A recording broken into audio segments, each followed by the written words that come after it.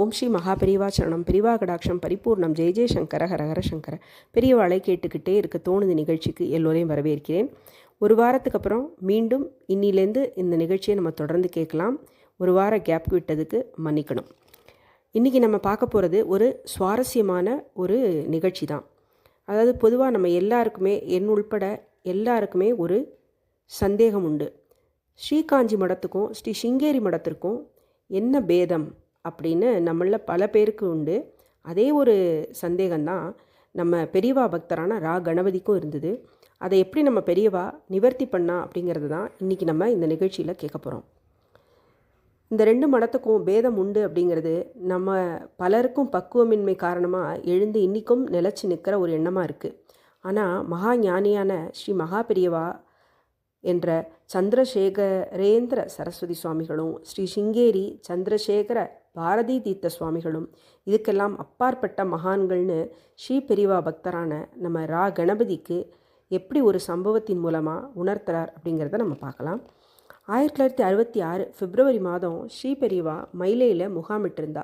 அப்போது ஒரு பக்தர் ஸ்ரீ காஞ்சி மடத்தை குறித்து ஆட்சேபமான கருத்துக்களை ஆர் கிருஷ்ணசாமி என்பவர் ஒரு கட்டுரையில் எழுதியிருக்கிறதா பெரியவாள்கிட்ட குறை சொல்கிறா. ஸ்ரீ பெரியவாளும் அதை படித்திருப்பது போலவே எத்தனை கிளாரிட்டியாக எழுதியிருக்கார் பார்த்தையோ அப்படின்னு அந்த கட்டுரையில் தன் மடத்தை பற்றி குறையாக எழுதியிருந்ததை கூட பெருசாக எடுத்துக்காமல் அக்கட்டுரை நேர்த்தியாகவும் தெளிவாகவும் எழுதியிருந்ததை பாராட்டி பேசுகிறார். அப்போது அங்கே தரிசனம் பண்ண வந்துருந்த திரு ரா கணபதிக்கு ஸ்ரீ மகா பெரியவாளோட மன பக்குவத்தின் சிறப்பை எண்ணி சிலிர்த்து போகிறார். ஸ்ரீ பெரியவாளோ திருவிளையாடலை ஆரம்பிக்கிறார். ரா கணபதியை பார்த்து குஸ்தி போடுவது போல் கைகளை அபிநயம் பண்ணி, இந்த சமாச்சாரம்லாம் நீ ஃபாலோ பண்ணுறியோ அப்படின்னு கேட்குறார். ஃபாலோ பண்ணணும்னு இன்ட்ரெஸ்ட் எடுத்துட்டு பண்ணலை, ஆனாலும் இப்படி இவர் எழுதிண்டு வர்றதை படிக்கிற போது ஒரு மாதிரி வேதனையாக இருக்குது அப்படின்னு சொல்கிறார் கணபதி.